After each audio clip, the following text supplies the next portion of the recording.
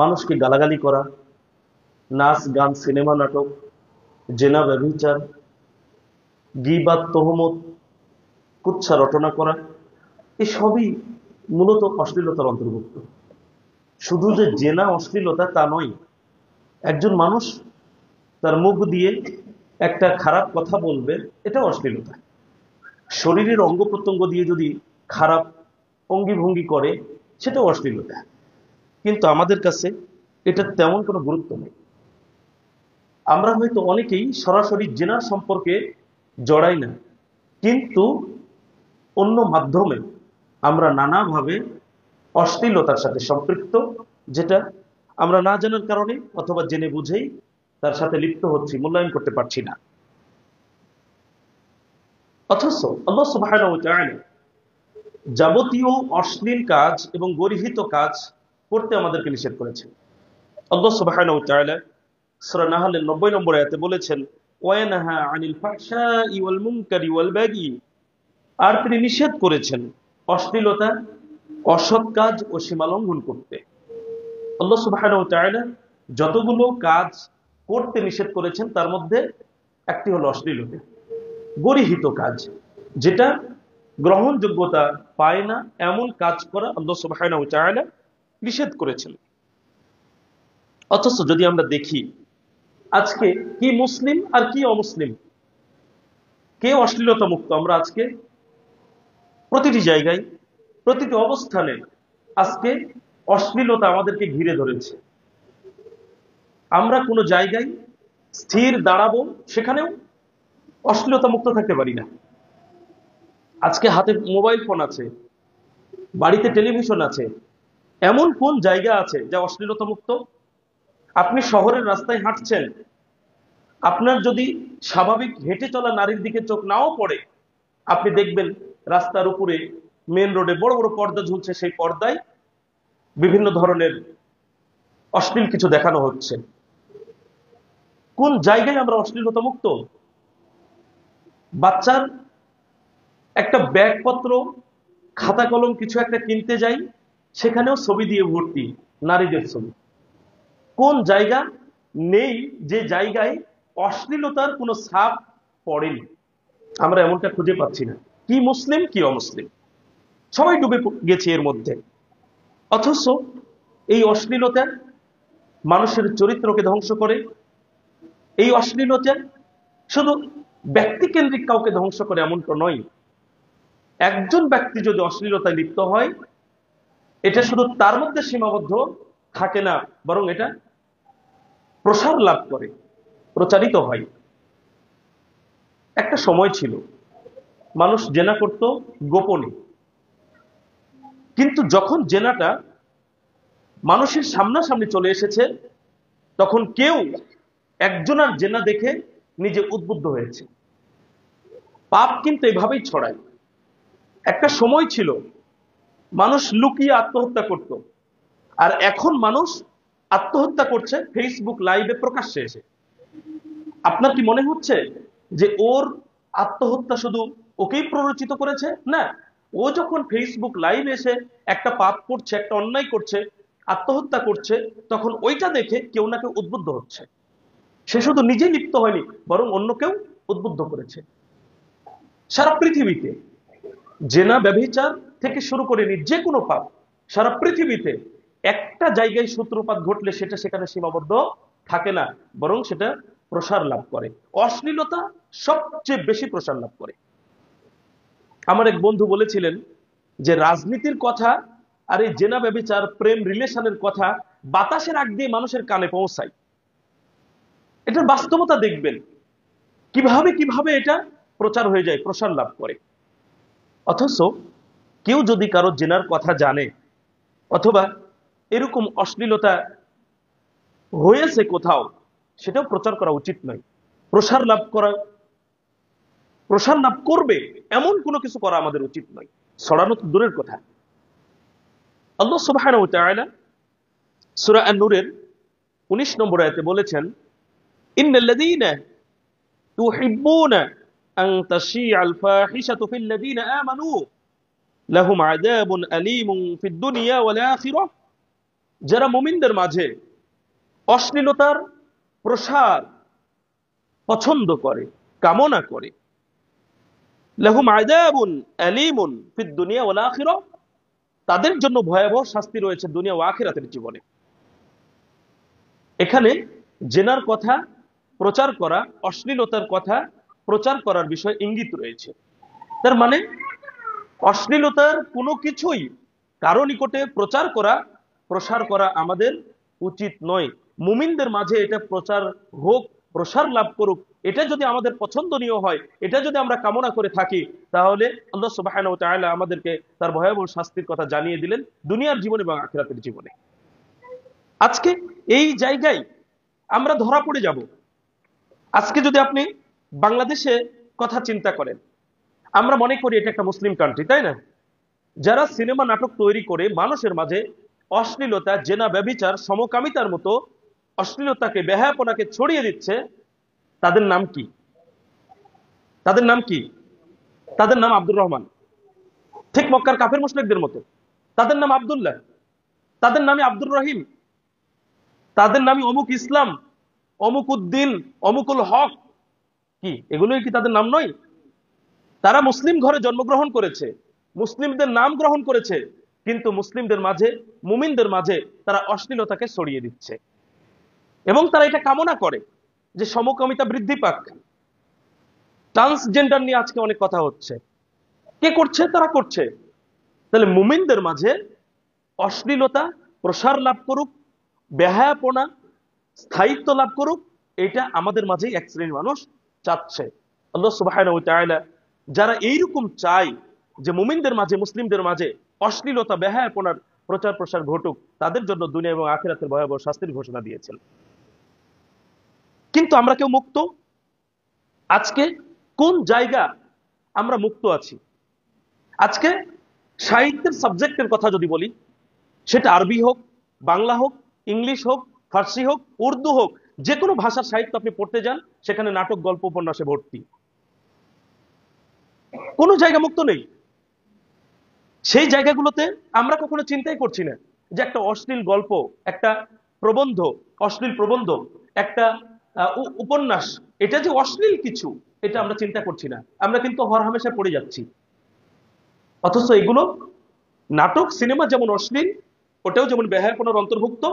একটা গল্প, একটা উপন্যাস, একটা প্রবন্ধ যদি যৌন উত্তেজনামূলক হয়, মানুষের মধ্যে অশ্লীলতা, বেহায়াপনা ছড়িয়ে দেওয়ার মতো কথা যদি সেখানে লেখা থাকে, তাহলে এটাও ওরই একটা মাধ্যম।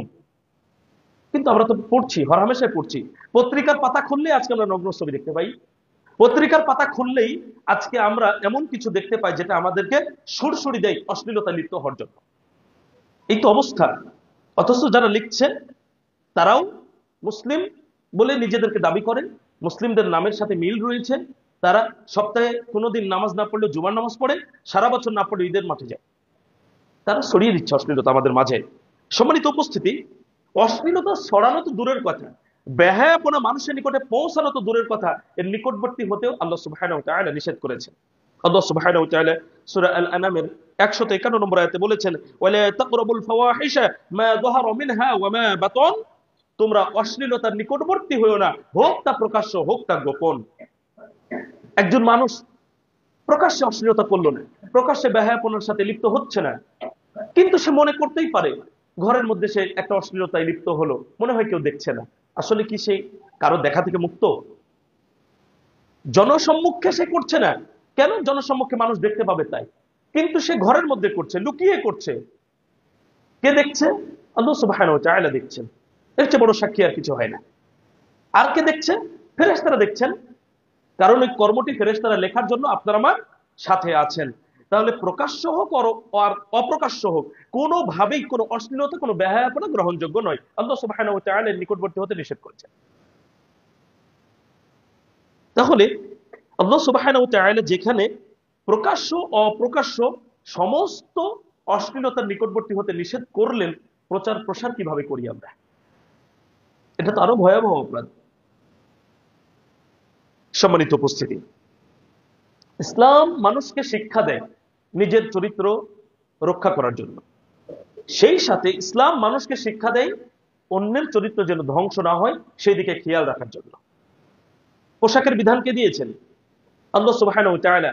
আমরা কি পোশাকের বিধানটাকে বিধান মনে করে পোশাক পরি? যদি পোশাককে আল্লাহর বিধান মনে করে পড়তাম, পোশাক পরা যে একটা ইবাদত, এটা যদি আমরা ভাবতাম বা মেনে নিয়ে পড়তাম, তাহলে আজকে পোশাকের মধ্যে তাকওয়া থাকতো। আজকে পোশাকের মধ্যে তাকওয়া আছে। নারীরা পোশাক পরছে পুরুষকে আকৃষ্ট করছে, পুরুষরা পোশাক পরছে নারীদেরকে আকৃষ্ট করছে। পুরুষরা পোশাক পরলে তাদের দেহের অঙ্গ প্রত্যঙ্গ লজ্জাস্থান বোঝা যায়, নারীরা পোশাক আশাক পরলে তাদের লজ্জাস্থান বোঝা যায়। যদি তাকওয়া থাকতো, পোশাক যদি আল্লাহ সুবহানাহু ওয়া তাআলার বিধান মনে করে আমরা পড়তাম, তাহলে আমাদের পোশাকটা এরকম হতো না, যেটা বেহায়াপনা বা অশ্লীলতার দিকে আমাদেরকে ধাবিত করে।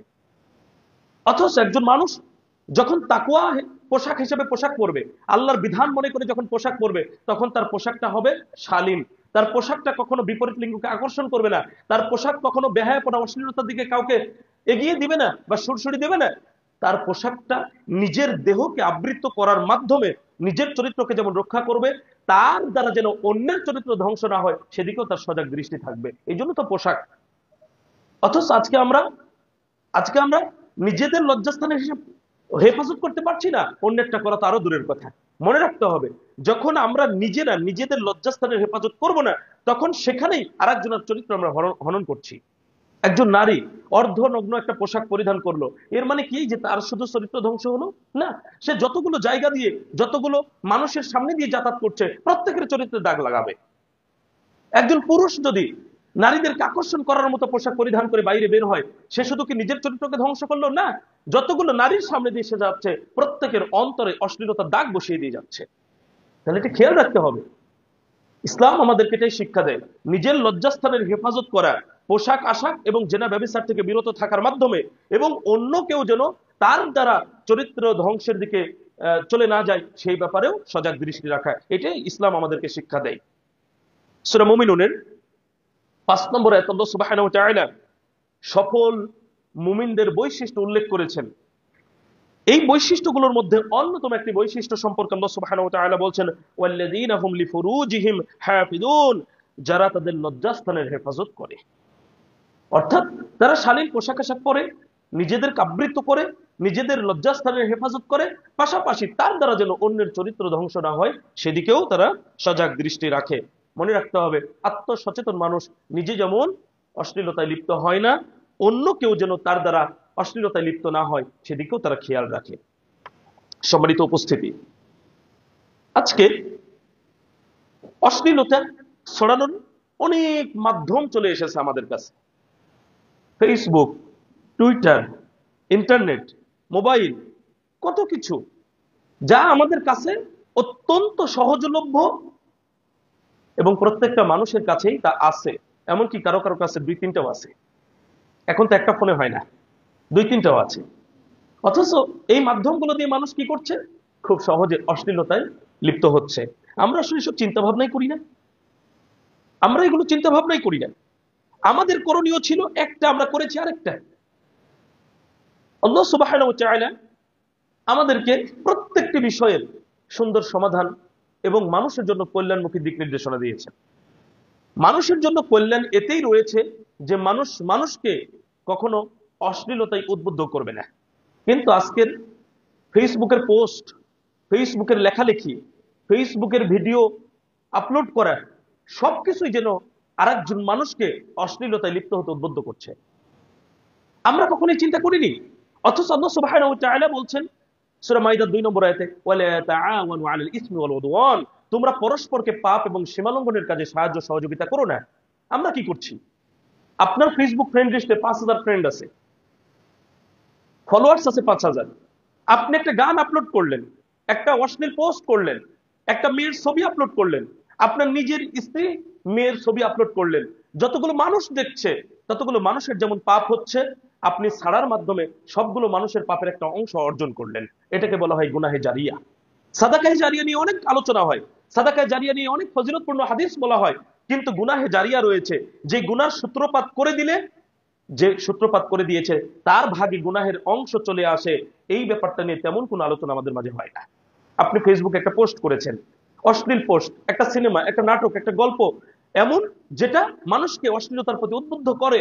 বেহায়াপনামূলক কিছু আপনি পোস্ট করেছেন, আপনি আজকে মারা গেলেন, যতদিন পর্যন্ত এই ভিডিও, এই পোস্ট দেখে পড়ে একজন মানুষ পাপ কাজে লিপ্ত হবে, অশ্লীলতায় জড়িত হবে, বেহায়াপনার সাথে লিপ্ত হবে, ততদিন আপনার মৃত্যুর পরেও আপনি পাপের ভাগীদার হবেন। ক্ষতি কম হলো না বেশি হলো? আমরা কি কখনো চিন্তা করেছি? কিন্তু আমরা কাজগুলো করি। ফেসবুক ফ্রেন্ড লিস্টে আলেমদের সাথে ফেসবুক ফ্রেন্ড লিস্টে আছে, এরপরে স্টোরিতে গান দিয়ে থাকে, স্ত্রীর ছবি দিয়েছে, আপলোড করেছে, মেয়ের ছবি আপলোড করেছে। আজকে এমন একটা পরিস্থিতির মধ্যে আমরা বসবাস করছি যে আমরা অশ্লীলতা যে আমাদের জন্য ইহকালীন এবং পরকালীন জীবনের জন্য অনেক বড় ক্ষতির কারণ, এটা আমরা অনেকে চিন্তা ভাবনা করি না। আর চিন্তা ভাবনা করি না বলেই একজন মানুষ সারাদিন কাজ করে, যখন ক্লান্ত হয়ে যায়, তার সন্ধ্যায় বাড়িতে ফিরে স্ত্রী সন্তানদেরকে সময় দেওয়ার কথা ছিল, বাড়িতে থাকার কথা ছিল, অথচ একজন মানুষ সারাদিন বাহিরে পরিশ্রম করছে, সন্ধ্যায় বাড়ি ফিরছে, মাগরিবের নামাজ কালাম পড়ে গিয়ে চায়ের স্টলে বসে সবার সাথে মিলেমিশে একদম টেলিভিশনের দিকে হা করে তাকিয়ে থাকে। অথচ লোকটা নামাজি, মুখে দাঁড়িয়ে আছে, মাথায় টুপিও আছে, বুঝতে পারছে না এটা কত বড় ক্ষতির কারণ তার জন্য। অথচ সে মসজিদে সালাত আদায় করলো, আর চায়ের স্টলে গিয়ে এশার সালাত পর্যন্ত সে টেলিভিশন দেখছে, আবার এশার নামাজের সময় কিন্তু উঠে গিয়ে আবার নামাজটাও পড়বে। বুঝতে পারছে না? তাহলে এইটা যে একটা অশ্লীলতা, এটা যে বেহায়াপনা, এটা যে কাবিরা গুনাহ, এতে যে তার ক্ষতি রয়েছে ইহকালীন এবং পরকালীন জীবনে, এই চিন্তা ভাবনা সে করছে না। যার কারণে নামাজ পড়ার পরেও তার এটা উপলব্ধিতে আসেনি, সালাত যেমন আমার ফরজ, এটা ঠিক তেমনি একটা কাবিরা গুনাহ, এখান থেকে আমার বিরত থাকা জরুরি ছিল, এটা বুঝেনি। যার কারণে সালাত আদায় করেও এইরকম অশ্লীলতার সাথে জড়িত হচ্ছে। সম্মানিত উপস্থিতি, আমি বলছিলাম যে অশ্লীলতা আমরা যখন ছড়িয়ে দিচ্ছি, আমাদের দ্বারা যখন একজন মানুষ ওই পাপটা করছে উদ্বুদ্ধ হয়ে, তখন ওই পাপের ভাগীদার আমরা হয়ে যাচ্ছি, সেটা ফেসবুক ইন্টারনেটে হোক আর বাস্তবে সামনাসামনি হোক। একটা এলাকায় চায়ের স্টল ছিল না, কোন একটা এলাকা থেকে মাথার মধ্যে এটা কাজ করেছে, একটা চায়ের স্টল করবো, তো চায়ের স্টলে বেচা কেনা কিভাবে করলে বেশি হবে? টেলিভিশন সেট করতে হবে, সিডি থাকতে হবে। একজন ব্যক্তি মনে করেন ওইখান থেকে তার চিন্তা ভাবনা ধার করে নিয়ে এসে নিজের এলাকায় একটা চা স্টল করলো, টেলিভিশন সেট করলো, সিডি চালু করলো, এবং এইভাবে অশ্লীলতার মাধ্যমে সে ইনকাম শুরু করলো। যেই জায়গা থেকে উদ্বুদ্ধ হয়ে কাজটি করেছে, এই লোকের যত পাপ হবে তার একটা অংশ ওই লোক পাবে। বাস্তবতায় এগুলো খেয়াল রাখতে হবে। সবচেয়ে বড় কথা, আমি আপনাকে যদি এক বাক্যে বলি, নিজে যে পাপ করি ভাই, সেই পাপটাকে বহন করার ক্ষমতা আমাদের আছে। তাহলে নিজের পাপ যদি নিজে বহন করতে না পারি, আমার দ্বারা অন্য কেউ পাপ করছে আর সেই পাপটাকে আমাকে বহন করতে হবে, সেটা আমার জন্য কত কঠিন হতে পারে। বিবেচনা করা প্রয়োজন, নারী হই পুরুষ হই প্রত্যেকের এটা বিবেচনা করা প্রয়োজন। আজকে আমাদের আইডল কারা? অমুক নায়িকা, অমুক নায়ক আমাদের আইডল, অমুক হিরো, অমুক হিরোইন আমাদের আইডল, অমুক লেখক আমাদের আইডল। অথচ আপনি দেখেন তাদের জীবনের, সংসার জীবনের কি অবস্থা। যেই নায়িকাকে আমাদের মেয়েরা আজকে আইডল হিসেবে নিয়েছে, সেই নায়িকাদের সংসার কোথায়? আপনি দেখেন, ম্যাক্সিমাম তালাক হওয়া, একবার দুইবার তিনবার বিবাহ হয়ে তাদের বিয়ে ঠিক না। অথচ আমাদের মেয়েদের আইডল তারা আদর্শ হিসেবে গ্রহণ করেছে। আমরা এই বিষয়গুলো চিন্তা করছি না, এবং এই কারণেই অশ্লীলতাটা ব্যাপকভাবে প্রসার লাভ করছে। কেন? আমরা যাদেরকে আদর্শ হিসেবে গ্রহণ করেছি তারাই অশ্লীল জগতের মানুষ, আমরা এসব চিন্তা করিনি। যার কারণে তাদের দ্বারা আমরা ক্ষতিগ্রস্ত হচ্ছি, কিন্তু তাদেরকে আমরা আদর্শ মেনে নিচ্ছি। আর যার দ্বারা আমরা ইহকালীন জীবনে এবং পরকালীন জীবনে উপকৃত হব, সেই মুহাম্মদ রাসূলুল্লাহ সাল্লাল্লাহু আলাইহি সাল্লামকে আমরা শুধু মুখে মুখে আদর্শ মানি, কিন্তু বাস্তবে আমরা তাকে অনুসরণ করি না। এজন্য আমরা ক্ষতিগ্রস্ত হচ্ছি। সম্মানিত উপস্থিতি, অশ্লীলতার প্রচার প্রসার করা এটা গর্হিত অন্যায় একটি কাজ, যা আমার আপনার ইহকালীন এবং পরকালীন জীবনকে ধ্বংস করবে, আমরা ক্ষতিগ্রস্ত হব। আলী ইবনে আবু তালিব রাদিয়াল্লাহু আনহু বলছেন, যে ব্যক্তি অশ্লীল কথা বলে এবং তা প্রচার করে, তাদের উভয়ে সমান।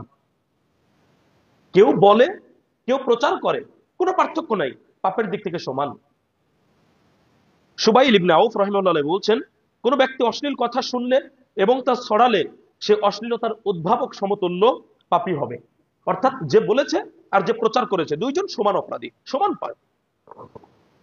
আতা রাহিমাহুল্লাহ বলছেন, যে অশ্লীলতা ছড়ায়, বেহায়াপনা ছড়ায়, তাকে শাস্তি দেওয়া কর্তব্য। কিন্তু আজকে আমাদের অবস্থা কি? শাস্তি দিবে কে? শাস্তি দিবে কে? আমরা প্রত্যেকে এর সাথে জড়িত। আজকে আপনাকে আমি কি দিয়ে বুঝাবো আমরা কোন পরিবেশের মধ্যে আছি? আমরা সেই পরিবেশের মধ্যে আছি যেই পরিবেশে যে উপদেশ দেয় সে নিজেই মানে না। আমরা এটা লক্ষ্য করি, নিজে একটা ব্যানার টাঙ্গাচ্ছে ধূমপান স্বাস্থ্যের জন্য ক্ষতিকর, বাম হাতে তার সিগারেট জ্বলছে আর এক হাতে পেরেক মারছে। আমরা তো সেই দেশে বাস করি। এখানে যে নারী অধিকার নিয়ে কথা বলে সে নিজে তার স্ত্রীকে পিটায়, যে যৌতুকের বিরুদ্ধে কথা বলে সে নিজে আগে যৌতুক নিয়ে বসে আছে। যে আলেমটা আজকে আমার আপনার আদর্শ, যে আলেমের কথা শুনে আপনাকে পরিবর্তন হওয়ার কথা, সেই আলেম, সেই বক্তা, আপনি যখন তাকে অনেক টাকা দিয়ে স্টেজে নিয়ে এসে তুলে দিয়েছেন, হিন্দি গান বলছে। একটা গান কি না শুনলে এমনি সুর মুখস্থ হয়? গানের কলি কি এমনি মুখস্থ হয়? তাহলে যাকে আদর্শ হিসাবে নিলাম, আমার প্রোগ্রামে প্রধান মেহমান, দ্বিতীয় মেহমান, তার বক্তব্য শুনে আমরা পরিবর্তন হব, এই কারণে তো তাকে নিয়ে এসেছি। হিন্দি গান শোনার জন্য এনেছিলাম, অথচ হিন্দি গানটা তার মুখস্থ। জনগণ হা করে তাকিয়ে থেকে শুনছে, কণ্ঠের প্রশংসাও করছে, অথচ সেই বক্তা যাকে আলেম মনে করে নিয়ে আসলাম, সে এইভাবে যে গানটা মুখস্থ করেছে, সুর মুখস্থ করেছে, ওই সুরে ওই গানের কলি একভাবে বলছে, আপনার মাথায় এটা কাজ করলো না? হুজুর নিজে গান না শুনলে কিভাবে মুখস্থ করেছে? আমি অশ্লীলতা নিয়ে বক্তৃতা করছি এখন। আমি যদি আজকের খুতবায় আপনাকে বলে দিই যে গান হারাম, গান ইসলামে হারাম, আপনার বুঝতে কি কোনো কষ্ট হয়? হিন্দি গান হারাম না ইংলিশ গান হারাম না বাংলা গান হারাম, এটা কি বুঝতে কষ্ট হয়? আমার গান গেয়ে বলতে হবে এই গান হারাম, অথচ গান গেয়ে তারা এই কাজগুলো করছে। তাহলে আপনি আমি শিখবো কার কাছ থেকে? যাদেরকে আইডল মানছি তারা নিজেরা এই কাজগুলো করছে, যারা আমাদেরকে বুঝাচ্ছেন তারা এসে গানের সুর শুনিয়ে আমাদেরকে একবারে বুঝিয়ে দিচ্ছেন যে তারা নিজেরাও গানগুলো দেখে। অবাক হই, যাদেরকে আলেম মনে করছি, বক্তা বানিয়ে নিয়ে আসছি, তাদের নায়ক নায়িকাদের নাম মুখস্থ, সিনেমা নাটকের নামগুলো মুখস্থ, তারা মানুষের সামনে সেই কথাগুলো বলে যাচ্ছে, 2 ঘন্টা টাইম নিয়েছে, 1 ঘন্টা ওগুলো কথা বলে কাটিয়ে দেয়। অথচ দিন শেষে প্রোগ্রাম শেষ করে তারা হাজার হাজার টাকা আপনার আমার কাছ থেকে নিয়ে যায়। নিয়ে আসলাম কেন? গান শোনার জন্য। যাত্রা প্যান্ডেলে গান হয়, যাত্রা প্যান্ডেলের গানের চাইতে ইসলামিক প্রোগ্রামের স্টেজের গানে অনেক বেশি মজা। কেন? যাত্রা প্যান্ডেলে যে আসছে সে নাচবে, গান গাইবে, উদ্দেশ্য ওইটাই, এবং সবাই জেনে বুঝে ওইটা দেখতে এবং শুনতেই আসে। কিন্তু ইসলামী জালসাই, একটা ইসলামী প্রোগ্রামে কেউ গান শুনতে আসে না, এসে যখন দেখে মুখ ভর্তি দাড়ি, গায়ে লম্বা জুব্বা, মাথায় এরকম গোতরা আছে, ভালো পোশাক আশাক পরে, ইসলামী পোশাক আশাক পরে সে বক্তৃতার ফাঁকে হিন্দি গান গাচ্ছে, এটার মজাই অন্যরকম। কারণ কেউ গান শুনতে আসেনি, কিন্তু গানটাই পেয়ে যাচ্ছে। যাত্রা প্যান্ডেলে কি সবাই যায়? আপনি যান, আমি যাই না। কিন্তু একটা ইসলামী প্রোগ্রামে যে গান শুনে সেও আসে, দিনদার মানুষও আসে, সবাইকে বিনোদন দিয়ে চলে গেল। তাহলে যাকে আইডল মানলাম সে নিজেই অশ্লীলতার সাথে জড়িত হচ্ছে। কার কাছ থেকে শিখবো? কোথায় পরিবর্তন হবে আমাদের? আমাদের পরিবর্তন এই কারণেই হচ্ছে না, আমরা অনেক কিছুতে ইমানের দুর্বলতার কারণে সাহস হারাচ্ছি, আমরা দুর্বল হয়ে যাচ্ছি, মানুষের পাচাটা গোলামে পরিণত হচ্ছি, আমরা দাসে পরিণত হচ্ছি। দাসত্ব বৃত্তি আমাদেরকে আঁকড়ে ধরেছে শুধু ইমানের দুর্বলতার কারণে, আর আমাদের এই সব ত্রুটি বিচ্যুতির কারণে আজকে আমাদের এই অবস্থা। সম্মানিত উপস্থিতি, বলছিলাম যে আজকে আমরা প্রত্যেকটি জায়গায় অশ্লীলতাকে একদম ছড়িয়ে দিচ্ছি, প্রসার ঘটাচ্ছি, শুধু নিজেই লিপ্ত হচ্ছি না, অন্যকে লিপ্ত হতে সাহায্য করছি, অথচ এটা গর্হিত কাজ, এটা অন্যায়, এটার ইহকালীন জীবনে ক্ষতি রয়েছে, পরকালীন জীবনে ক্ষতি রয়েছে। সম্মানিত উপস্থিতি, মনে রাখবেন, কোন জাতি ধ্বংসের মাধ্যম তিনটি, কোন জাতি ধ্বংসের মাধ্যম তিনটি। তার 1 নম্বর মাধ্যম হচ্ছে ওই জাতির শিক্ষা ব্যবস্থাকে ধ্বংস করে দেওয়া। কোন জাতিকে ধ্বংস করতে হলে প্রথম কাজ করতে হবে সেই জাতির শিক্ষা ব্যবস্থাকে ধ্বংস করে দিতে হবে। জাতির শিক্ষা ব্যবস্থা ধ্বংস হলে কি হবে? একজন একজন শিক্ষার্থী ইঞ্জিনিয়ার হলো, নকল করে পাশ করেছে, সে যখন একটা বিল্ডিং তৈরি করবে, বিল্ডিংটা কি মজবুত হবে না হালকা হবে? বিল্ডিং ভেঙে পড়ে সেই জাতির মানুষ মারা যাবে। একজন ডাক্তার নকল করে পাশ করে ডাক্তার হলো, ওই ডাক্তারের চিকিৎসায় রোগী মরবে না বাঁচবে? আজকে বাংলাদেশে ব্যাপকভাবে এই ঘটনাগুলো ঘটছে, যে ডাক্তারের চিকিৎসায় আমাদের রোগীগুলো মারা যাচ্ছে, ভুল চিকিৎসা করেছে। সাম্প্রতিক দেখলাম একটা বাচ্চার এক চোখ অপারেশন করতে গিয়ে যেই চোখে সমস্যা ওই চোখ বাদ দিয়ে ভালো চোখ অপারেশন করেছে। কি একটা অবস্থা! কোথায় বাস করছি আমরা? মানুষরূপী শয়তান হয়ে যাচ্ছি আমরা এই জায়গাগুলোতে এসে। কেন? শিক্ষা ব্যবস্থার কারণে। শিক্ষা ব্যবস্থাকে ধ্বংস করে দেওয়া হয়েছে, জাতিকে ধ্বংস করা সম্ভব। 2 নম্বর বিষয় হচ্ছে, কোন জাতিকে ধ্বংস করতে হলে সেই জাতির মধ্যে আপনার মদ ঢুকিয়ে দিতে হবে। মদ, যত রকম নেশাদার দ্রব্য আছে, কোন জাতির মধ্যে একবার যদি আপনি সয়লাভ করে দিতে পারেন, সে জাতিকে ধ্বংস করার জন্য কিছু লাগবে না। আজকে আমাদের যুবকদের অবস্থা কি? গতকাল একটা খবরে দেখলাম ফেসবুকে, জানি না কতটুকু সত্যি, নরসিংদী অথবা ময়মনসিংহে 3 জন যুবক মদ পান করে মারা গেছে। বাংলাদেশের ঘটনা। ইন্ডিয়াতে তো প্রতিনিয়ত ঘটনা ঘটছেই। আমেরিকাতে বা ফ্রি সেক্সের দেশগুলোতে মানুষ মদ পান করে তাৎক্ষণিক মারা যাচ্ছে, এমন ঘটনা অহরহ অহরহ। কোন জাতির মধ্যে মদ যদি একবার প্রবেশ করে, নেশাদার দ্রব্য যদি প্রবেশ করে, তাহলে সে জাতিকে আপনি কোনোভাবে রক্ষা করতে পারবেন না। আর আজকে কত ধরনের মাদক দ্রব্য আমাদের কাছে। মদ তো আমরা চিনি না, কিন্তু আমরা চিনি ফেন্সিডিল, হিরোইন, আফিম, বিড়ি, সিগারেট, এগুলো তো আমরা চিনি। কিন্তু এগুলো মানুষকে ধীরে ধীরে ধ্বংস করে ফেলে, এটা কিন্তু আমরা কখনো কল্পনা করি না। এটা একটি মাধ্যম একটা জাতিকে ধ্বংস করে দেওয়ার জন্য। কোন জাতিকে ধ্বংসের 3 নম্বর মাধ্যম হচ্ছে সে জাতির মাঝে অশ্লীলতা ছড়িয়ে দেওয়া। আজকে আপনি যদি উন্নত বিশ্বে তাকিয়ে দেখেন, তারা নারীর পেছনে সময় নষ্ট করে না, কিন্তু আমাদের দেশে যুবকরা কি করে? নিজেদের পড়াশোনা সবকিছু ছেড়ে দিয়ে গার্লফ্রেন্ডের পেছনে দৌড়াচ্ছে। গত 2 দিন আগে একটা ছেলে আত্মহত্যা করছে একটা মেয়ের জন্য। মেয়ের ভাই মেনে নেয়নি তাদের সম্পর্ক, ফেসবুক লাইভে এসে কান্নাকাটি করে লাস্ট আত্মহত্যা করলো। কত ধরনের ঘটনা। অথচ আপনি চিন্তা করেন, একজন যুবক আত্মহত্যা করলো কার জন্য? একটা মেয়ের জন্য। অশ্লীল একটা সম্পর্কে সে জড়িয়েছিল, সে ধ্বংস হয়ে গেল, একটা যুবক পৃথিবী থেকে বিদায় নিল। অথচ সে যদি বেঁচে থাকতো, হয়তো তার দ্বারা এই জাতির কোনো উপকার হতো, তার পরিবারের উপকার হতো, তার নিজের উপকার হতো। একজন যুবক এই চিন্তা করছে না যে আমার জীবনে একজন মেয়ের চাইতে আমার বাবা মার গুরুত্ব বেশি, আমার ভাই বোনের গুরুত্ব বেশি, আমার উপর আমার পরিবারের হক আছে, আমার উপর আমার পরিবারের গুরুত্ব বেশি একজন মেয়ের চাইতে। একটা মেয়ে জীবনে একটা রিলেশন হয়ে গেছে, তার হয়তো বিয়ে তার সাথে হলো না, এর মানে এই নয় যে তারা বিয়েই হবে না। আল্লাহ তার সাথে যাকে নির্ধারণ করে রেখেছেন তার সাথে তার বিয়ে হবে অবশ্যই। অথচ আত্মহত্যা করছে। অশ্লীলতা এত জঘন্য একটা বিষয় যা একটা জাতিকে ধ্বংস করে দিতে পারে। তারিক বিন জিয়াদ স্পেন জয় করেছিলেন। স্পেন জয় করার পরে স্পেনের প্রতিটি মসজিদ থেকে আজানের ধ্বনি আসতো, সেখানে সালাত আদায় করতো মানুষ। মানুষ ইসলামিক একটি পরিবেশ পেয়েছিল। অথচ সেখানে ফার্ডিনান্দো, রাজা ফার্ডিনান্দো এবং রানী ইসাবেলা, তাদের সহ্য হয়নি।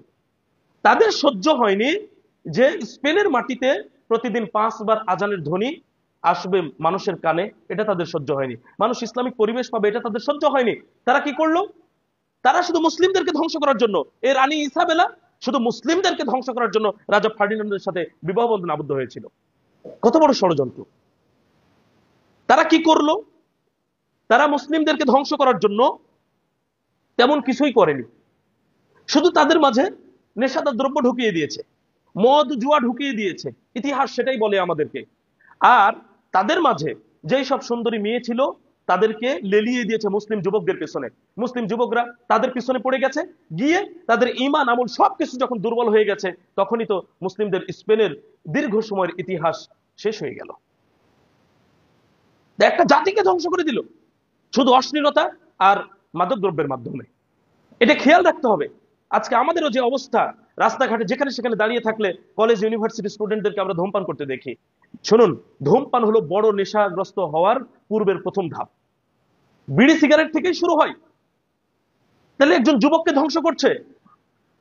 জাদুঘর মোড় রাজশাহীতে জীবনে আমাদের চোখে কখনো পড়ে নাই, সাম্প্রতিক একটা মেয়ে প্রকাশ্যে বসে থেকে চা খাচ্ছে এবং সিগারেট পান করছে, বলার কেউ নেই, ধরার কেউ নেই, এবং সেটা ভিডিও করেছে। সাহস কতখানি হয়েছে, সেটা ভিডিও করেছে। গর্বের বিষয় পিতামাতার জন্য, পরিবারের জন্য গর্বের বিষয়, তার নিজের জন্য গর্বের বিষয়, তার কলেজের জন্য গর্বের বিষয়, তার বিশ্ববিদ্যালয়ের জন্য গর্বের বিষয় যে তার বিশ্ববিদ্যালয়ের শিক্ষার্থী একটা মেয়ে ধূমপান করছে প্রকাশ্য দিবালোকে, মানুষ তাকে কেউ কিছু বলছে না। কত বড় শিক্ষিত হয়েছে তারা।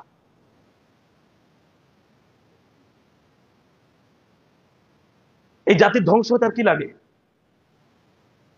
এই জাতির যারা কর্ণধর, যারা জাতিকে পরিচালনা করে, তারা বড় বড় সব মদের ডিলার। তাদের বাড়িতে নেশাদার দ্রব্য পাওয়া যায়, বিদেশি মদ পাওয়া যায়, অথচ তারা হলো এই জাতির কর্ণধার। বাকি থাকে কি? বাকি থাকে কি? যাদেরকে এই জাতির রক্ষা কবচ বানানো হয়েছে, তারা নিজেদের নেশাদার দ্রব্যের সাথে জড়িত, তারা এটা ব্যবসা করে, তারাই মানুষের সাথে চোরাচালান করে। আজকে দেখেন, ইন্ডিয়া থেকে বাংলাদেশে যত কিছু পাচার হয়, সবচেয়ে বেশি কি পাচার হয় বলেন তো? গরু। কি পাচার হয়? ফেন্সিডিল। কেন ফেন্সিডিল কেন আসছে? এই একটা জিনিসই যথেষ্ট বাংলাদেশের মুসলিমদেরকে ধ্বংস করার জন্য। কিচ্ছু লাগবে না, কিচ্ছু লাগবে না। কত টাকা পয়সা খরচ হয় এই নেশাদার দ্রব্য গ্রহণ করতে গিয়ে। তাহলে এটা কেন আসছে? আমাদেরকে ধ্বংস করার জন্য। অথচ নেশাদার দ্রব্য অশ্লীলতার অন্তর্ভুক্ত। অশ্লীলতার যতগুলো দিক আছে তার মধ্যে অন্যতম মাদক দ্রব্য গ্রহণ, মদ পান করা, এগুলো হলো অশ্লীলতার অন্তর্ভুক্ত। আরো একটা বিষয় আপনাদেরকে আমি বলে যাই, মাদক দ্রব্য অশ্লীলতার প্রধান একটা হাতিয়ার। ফ্রি সেক্সের দেশগুলোতে বাবার সাথে মেয়ের জেনা হয়, ভাইয়ের সাথে বোনের জেনা হয়। কিভাবে হয়? ডক্টর জাকির নায়েক ব্যাখ্যায় বলছেন যে এইটা হয় তখন যখন তারা মদ পান করে নেশাগ্রস্ত থাকে। তারা বুঝতে পারে না বাপ মেয়ের সাথে জেনায় লিপ্ত হচ্ছে, বাপ বুঝতে পারে না, মেয়ে বুঝতে পারে না তার বাবার সাথে জেনায় লিপ্ত হয়েছে, ভাই বুঝতে পারে না বোনের সাথে জেনায় লিপ্ত হয়েছে, বোন বুঝতে পারে না তার ভাইয়ের সাথে জেনায় লিপ্ত হয়েছে, কেননা তারা মাদকাসক্ত। তাহলে একটা মাদক শুধু মাদকে থাকলো না, অশ্লীলতা একেবারে গভীর পর্যায়ে, তার কঠিন পর্যায়ে পৌঁছে দিল। অশ্লীলতার বেহাপড়ার সর্বোচ্চ লেভেলে তাকে পৌঁছে দিয়েছে। অথচ একটা জাতির ধ্বংসের জন্য যথেষ্ট এই অশ্লীলতাই। সম্মানিত উপস্থিতি, তাহলে মুসলিম অমুসলিম প্রত্যেকের জন্য বড় একটা ক্ষতির কারণ হচ্ছে অশ্লীলতা। আজকে আমরা কেউই হয়তো চিন্তা করছি না ফ্রি সেক্সের দেশগুলোতে তারা অনেক ভালো আছে মনে হচ্ছে আপনার। আমরা তাদেরকে আইডল মানছি, আমেরিকার মানুষদেরকে আমরা আইডল মানি। আমরা মনে করি বিশ্বের সবচেয়ে উন্নত এরা। আমরা মনে করি যে এদের মতো জীবন যাপন করতে পারলে মনে হয় পৃথিবীতে আমরা সুখী হতে পারবো। কিন্তু আপনি জানেন পৃথিবীতে সবচেয়ে বেশি আত্মহত্যা মানুষ কোথায় করে? ওই সব রাষ্ট্রগুলোতে, যেসব রাষ্ট্রগুলোকে আমরা মনে করি উন্নত রাষ্ট্র। কেন? তাদের এই অশ্লীলতার কারণে বৈবাহিক বন্ধন নেই। তাদের এই অশ্লীলতার কারণে সন্তান জন্মগ্রহণ করে, তার বাবাকে মাকে খবর রাখে না। সন্তান যেমন বাবা মার খবর রাখে না, বাবা মাও জানে না তার সন্তানকে। ফ্রি সেক্সের দেশ, সমকামিতা হলে বাচ্চা কোথা থেকে আসবে? এইসব কাজ তারা করছে, অথচ তারা আমাদের কাছে আইডল। শেষ বয়সে এসে আপনি একজন বৃদ্ধ মানুষ, এই বয়সে যারা বেশি চিন্তা ভাবনা করে, অনেক যুবকদেরকে দেখেছি, যুবকরা বলে চাকরি শহরে করলেও গ্রামে একটা বাড়ি করতেই হবে। বাস্তবিকটাই জিজ্ঞেস করি কেন? তো বলে চাকরি থেকে যখন অবসর নিব, যদি বেঁচে থাকি, শেষ বয়সে তো নিজের এলাকাতেই ফিরে যেতে হবে। তো মানুষের একটা গন্তব্যস্থল আছে, মানুষের একটা ভাবনা চিন্তা আছে। কেন শেষ বয়সে গ্রামে ফিরে যেতে চাই? ওই বয়সে নাতিপুতি থাকবে, সন্তানরা কাছে থাকবে, পাড়া প্রতিবেশী বন্ধু বান্ধব থাকবে, যাতে বাড়িতে গিয়ে সময়টা কাটাতে পারে। যেই সব রাষ্ট্রগুলোকে আমরা উন্নত মনে করছি এবং ব্যাপকভাবে মাদক আর অশ্লীলতা যেসব রাষ্ট্রে বেশি চলে, তাদের এই বন্ধন নেই। তাদের শেষ বয়সে একজন মানুষ তারা পায় না সঙ্গ দেওয়ার মতো। তাদের পারিবারিক বন্ধন নেই তো অশ্লীলতার কারণে। যদি বিবাহের গুরুত্ব তাদের কাছে থাকতো, যদি সন্তানের গুরুত্ব থাকতো, পারিবারিক বন্ধনের গুরুত্ব থাকতো, তাহলে আজকে তাদের সমাজে এটা হতো না। এবং তারা এই কারণেই চায় মুসলিমদের পারিবারিক বন্ধনটা ধ্বংস হোক, মুসলিমরা অশ্লীলতার মধ্যে ডুবে যাক, মুসলিমদের বন্ধন ছিন্ন হয়ে যাক, মুসলিমরা ধ্বংস হয়ে যাক। এই কারণেই তারা আমাদের মধ্যে এগুলো ঢুকিয়ে দিয়েছে। দেখেন না, এই জন্যই তো বিশ্ববিদ্যালয়ের অনেক মেয়েরা আজকে ফেসবুকে স্ট্যাটাস দিচ্ছে। কি স্ট্যাটাস দেয়? যে একজন মানুষের সাথে সংসার করব, তার সাথে সারা জীবন থাকতে পারবো কিনা বিবাহের আগেই তার সাথে উঠা বসা করে তাকে চেক করে দেখতে হবে। অথচ আপনি চিন্তা করুন, একটা ছেলে একটা মেয়ের সাথে বিবাহের আগে উঠা বসা করলো, চলাফেরা করলো, ছেলেরা ফাঁক পেলেই তো তাকে খেয়ে দিয়ে চলে যাবে। তাহলে দ্বিতীয়বার ওই মেয়ের যার সাথে বিয়ে হবে, সে কি সলিড মানুষ পেল, ডুপ্লিকেট পেল? এই চিন্তাটা কে করবে? আর যে শরীর একবার কোনো পুরুষের কাছে গেছে, কোনো নারীর, সেই পুরুষকে ভোলা ওই নারীর জন্য এত সহজ? প্রথম যার সাথে সে মিলিত হয়েছে আর দ্বিতীয়বার যার সাথে মিলিত হচ্ছে, প্রথমটাকে কখনো সে বলতে পারে? ইতিহাস সে কথা বলে না আমাদেরকে, বই পুস্তক পড়াশোনা আমাদেরকে সে কথা বলে না। তাহলে তারা বিবাহের আগেই সবকিছু শেষ করে দিচ্ছে।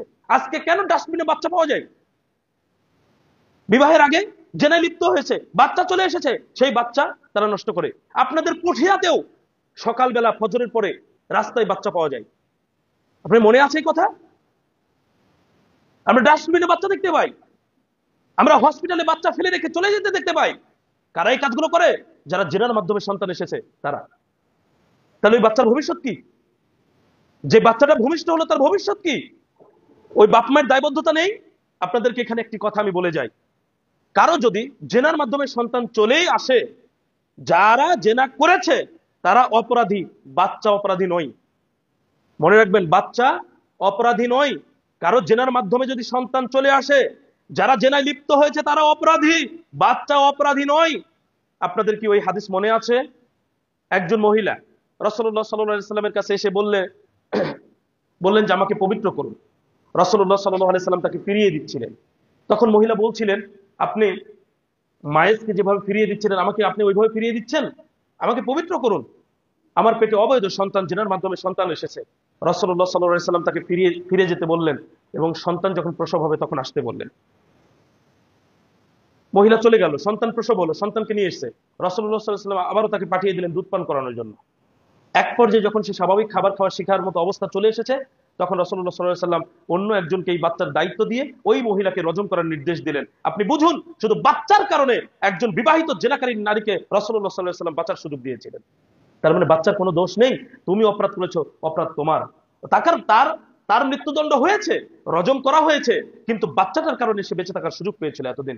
বাচ্চাটার কোনো দোষ ছিল না, এটাই তার হাদিস, এটাই তার প্রমাণ যে জেনার মাধ্যমে যদি কোনো সন্তান কারো চলে আসে, সন্তান অপরাধী নয়, অপরাধী হলো যারা জেনায় লিপ্ত হয়েছে তারা।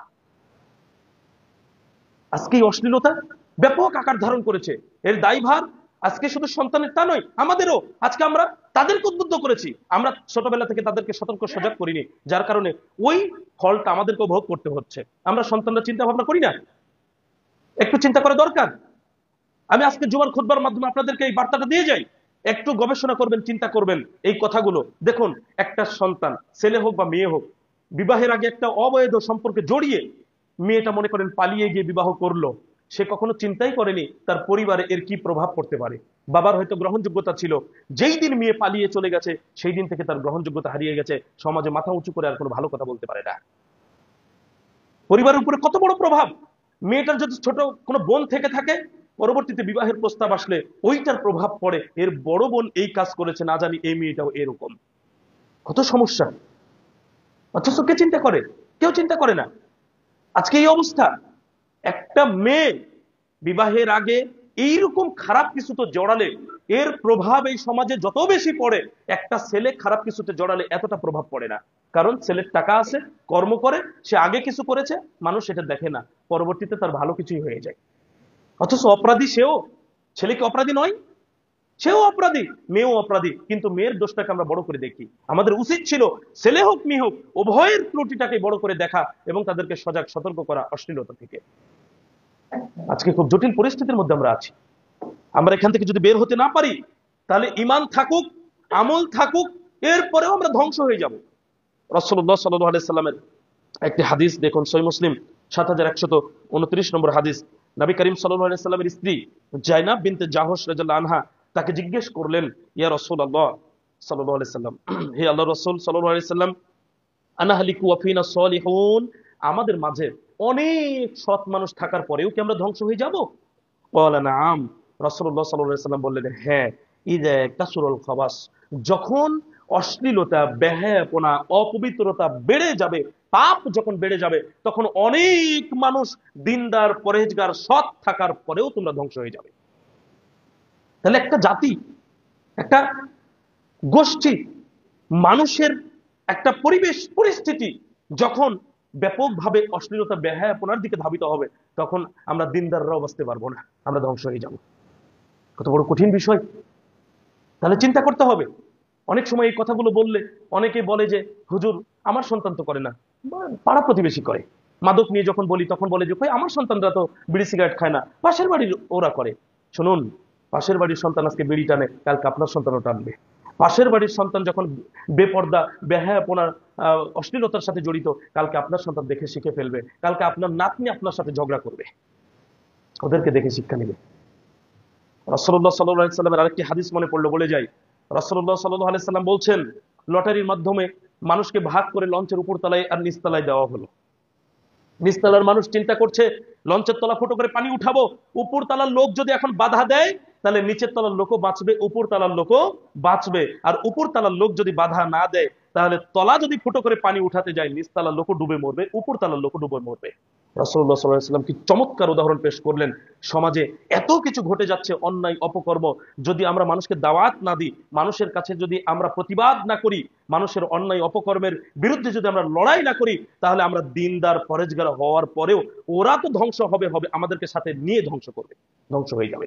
যেমন লঞ্চের নিচতলা ফুটো করে পানি উঠাতে গেলে শুধু কি নিচতলা ডুববে না উপরতলাও ডুববে?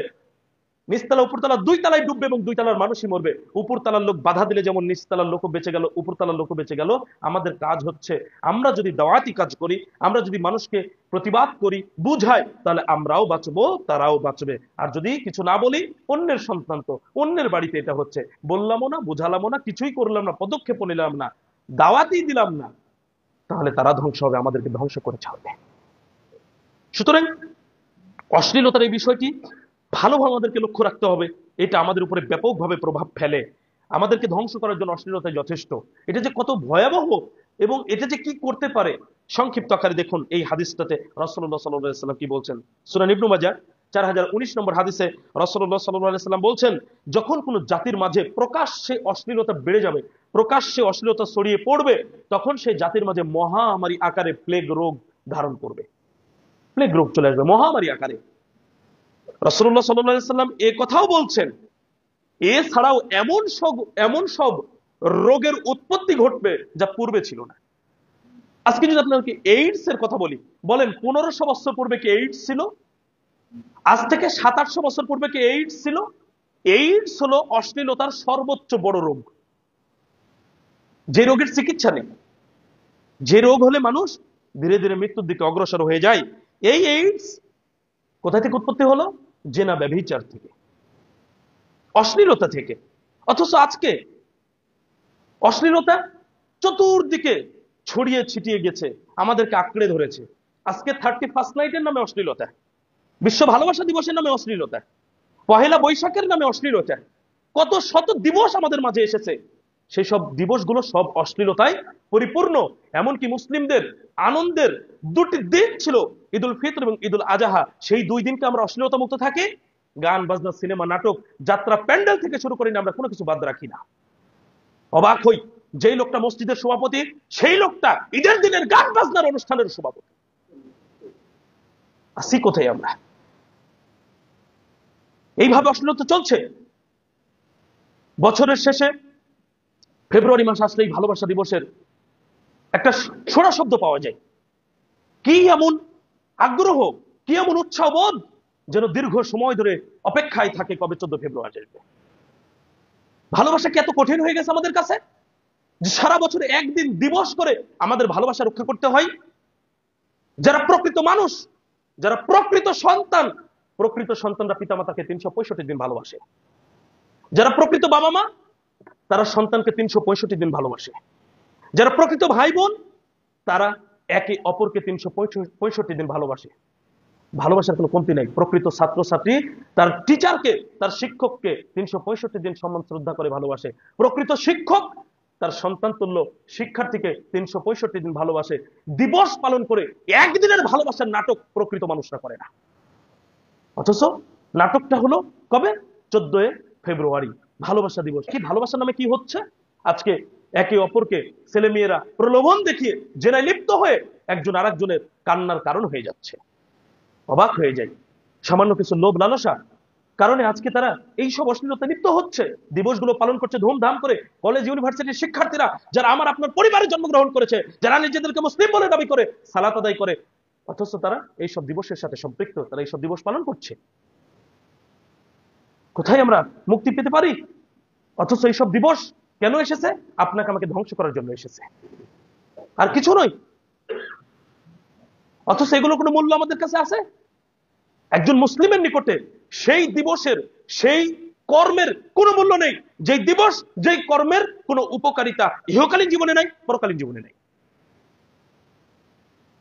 সেই দিবস আমরা মূল্যায়ন করছি, সময় নষ্ট করছি, ফুল কিনছি, টাকা নষ্ট করছি, কত কিছু করছি আমরা।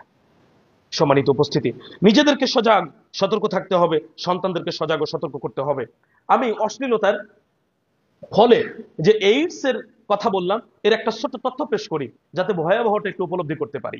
ইউএন এইডস এর 2017 সালে একটা জরিপ প্রকাশিত হয়েছিল। আমি সারা পৃথিবীর জরিপটা দিচ্ছি না, আমি শুধু এশিয়া মহাদেশ নিয়ে একটু জরিপ দিই, যেহেতু আমরা এশিয়া মহাদেশের অন্তর্ভুক্ত রাষ্ট্রে বসবাস করি।